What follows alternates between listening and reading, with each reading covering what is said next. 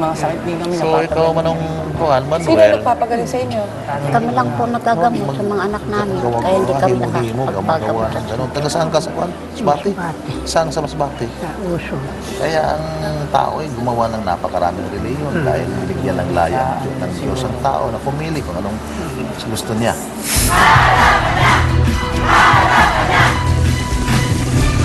Mga kapatid, oras na para pakinggan ng final advice ng konsensya ng bayan. Attorney Ben. Tandaan natin na sa aspetong legal philosophy, sabi nga, ay meron ding dalawang aspeto yan eh. Yung freedom to believe at saka yung freedom to act on one's belief.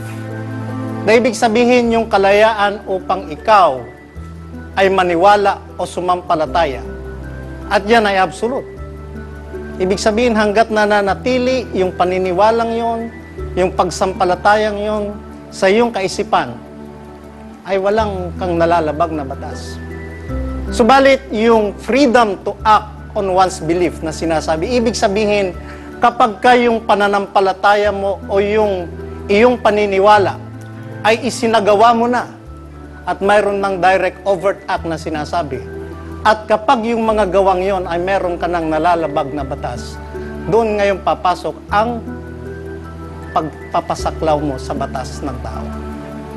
Sa makatuwid, kilalanin mo yung karapatan nila na mabuhay ng maayos na ipinagkakaloob ng Estado, ipinagkakaloob ng pamahalaan. Kung nais nilang magkaroon ng masinop, maliit na pamilya, hindi katulad ng ginawa ninyo ng iyong asawa, igalang mo. Sapagkat yan ay kinikilala ng batas at pinoprotektahan ng ating Estado. Yun lang. Salamat, Attorney. Dr. Kabil. Unang-una, no, napakahirap siguro para sabihin natin ay makapagbigay tayo ng tamang perspektibo kung nung unang tinanong ko ang mga bata, naniniwala ba kayo sa inyong ama? At ang sagot nila, opo.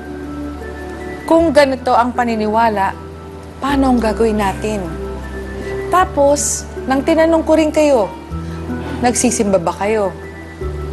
Nagagalit ang kanilang ama dahil nagsisimba sila sa simbahan. So, paano yun? Kaya ba kayo sumusunod dahil natatakot kayo? Ang isang bata, hindi nararapat na pinapalaki dahil sa takot. Kaya tuloy lalabas, wala na silang kakayahan mag-isip sa kanilang sarili. Lahat kayo, nung tinatanong ko, anong gusto nyo mangyari? Anong sabi mo, Manilyn? Kaya nga po kami nandito eh. Baka magkaroon na kami ng lakas ng loob magpaalam sa aming ama. Kung ano po ang nararapat mangyari sa amin. Sabi ko, mabuti yun. Dahil kasi nag-uumpisa na meron ka ng sariling pag-iisip. Mabuti yun. Dahil kasi nagkakaroon kayo ng pagkakataon na isipin nyo, meron pala kaming kakayahan. Meron pala kaming pwedeng gawin. So sana bigyan nyo ng pagkakataon ng inyong mga anak na mag-grow. Na lalo pang magkaroon ng pagkakataon na umunlad ang kanilang mga sarili. Yun lang po. Thank you, Dr. Father. Inahangaan ko po si Mang Manuel dahil po mayroon po siyang desire, mayroon po siyang kagustuhan na magbasa ng Biblia. Ngunit, a little knowledge of something is dangerous. Dahil po, ang pagbabasa sa Biblia ay hindi po i-apply ang personal mong knowledge doon. Kinakailangan sa pagbabasa mo ay hindi literal na pamamaraan. Kung ano ang intensyon ng sumulat noon, sa panahon na yon, ay dapat doon mo uunawain. Kung sinabi roon na ng Panginoon kay Adan at Eva na humayo kayo at pagparami. Silang dalawa lang, di ba? O, isipin natin, wala pang tao noon. So yun po ay applicable sa kanilang dalawa. Kung tayo po ay naniniwala sa Diyos, ay dapat ang kalooban po ng Diyos ang ating susundin, hindi kalooban natin ng personal. Kasi sinasabi mo, hali kayo, magparami tayo, at dito tayo titira. Kaninong kalooban yun? Yun, sa Diyos ba o sa iyo? Kung nais mong totoo ang pananampalataya mo, sundin ang kalooban ng Diyos, hindi yung kalooban mo. Yun lang po. Thank you, Father.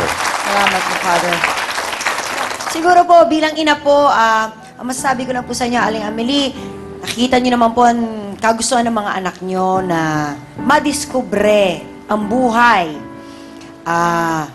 Biruin niyo, manok ngayon lang nakatikim yung mga anak niyo. Siguro parang malaking bagay po sa kanila yon. Siguro po, bilang ina ngayon, kanina po sa pag-uusap natin, nakalap ko po, napansin ko po na kayo mismo hindi naniniwala na dapat magparami. Kasi sabi niyo po kanina, kasi nga kung kayo mismo nahirapan, hindi po ba? Siguro ngayon ito na yung pagkakataon ninyo na parang bigyan niyo po ng lakas ng loob ang inyong mga anak na harapin, makipagsapalaran. Kumbaga, bigyan niyo po ng sandata ang mga anak niyo na sumugod sa gera. Bigyan niyo po sila ng lakas ng loob bilang mas malinaw po ata ang pag-iisip ninyo sa mga oras na ito. Kayo po ang bahala sa mga anak na pagtanggol niyo sila. Bigyan niyo sila ng lakas ng loob na harapin ang mundo. Edo, tama ka eh. Di ba kanina pinag-uusapan natin? Si Manilyn nakatuntong ka hanggang second year high school.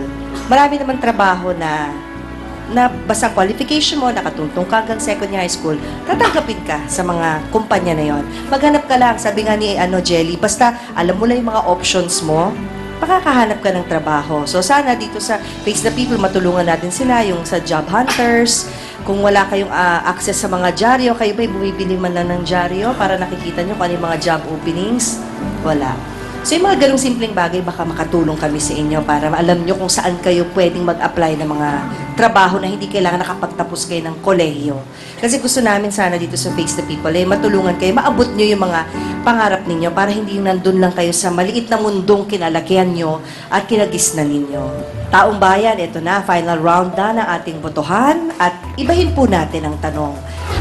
Dapat na bang hayaan ni Manuel ang kanyang mga anak na tumayo sa sarili nilang mga paa? Press A kung hayaan na at B kung wag. Vote na, taong bayan. A, hayaan na. B, wag na.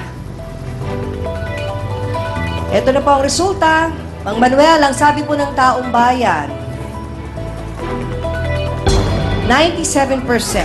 Ang nagsabing hayaan nyo na po, at 8% ang nagsabing wag muna. Ito naman po ang resulta ng ating online opinion meter base po sa una nating katanungan kanina.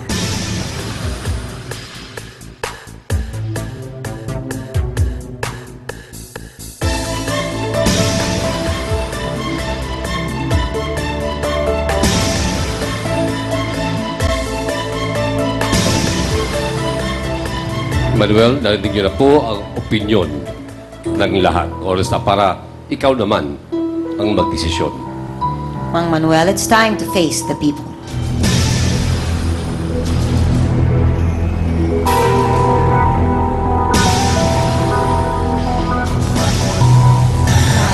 Ako, kung ano ay pabayaan ko ng kagustuhan nila mula ngayon.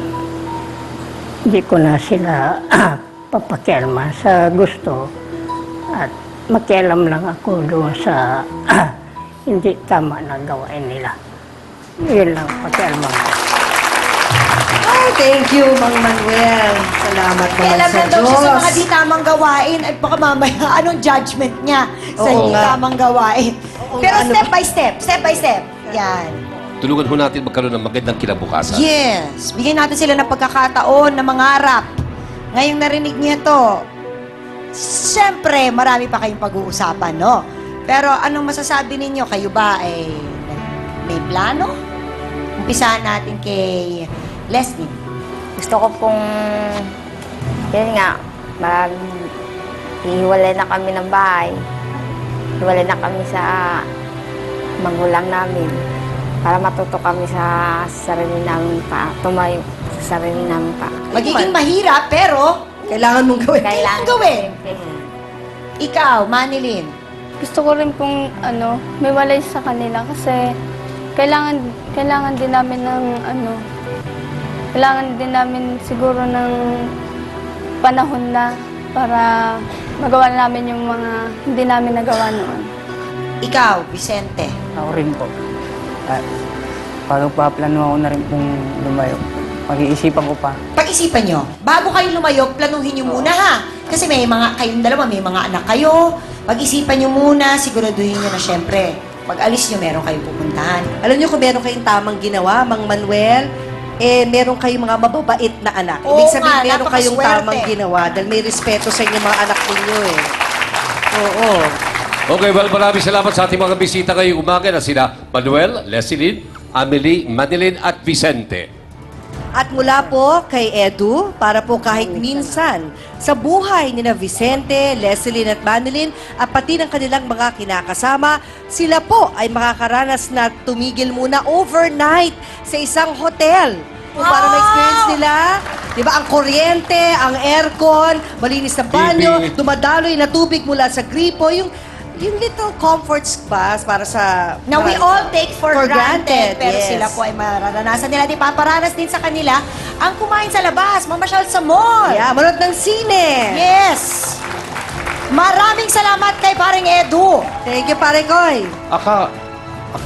Akala ko tayo yun. Tayong tatlo. Ay, Tapos kayo, Kayo ako ba? na. Hindi. Sabi, ganun ba? Ay, hindi ko alam yun. Alam mo ba yun? Hindi, binasa ko ni prompter eh. Ay, oo. Mabuti pa umuwi muna kayo ng Antipolo at may low pressure area ang darating ngayong gabi. Bawi. Mabuti, magsilong kayo. The joke lang. Pero salamat din siyempre kay Attorney Ben Acosta, Dr. Camille Garcia, at Father Sonny Merida. Sila po ang mahal nating Konsyensya ng Bayan. Kami po ay laging happy tumulong para sa happy change. Ako po si Tintin Babaw. Magharapan ulit tayo bukas. Ako po si Edu Manzano. At ako naman po si Jelly de Belen sa Taong Bayan ng Opinyon. Sa iyong desisyon, face the people. Mga kapatid, let's ask Pilipinas na.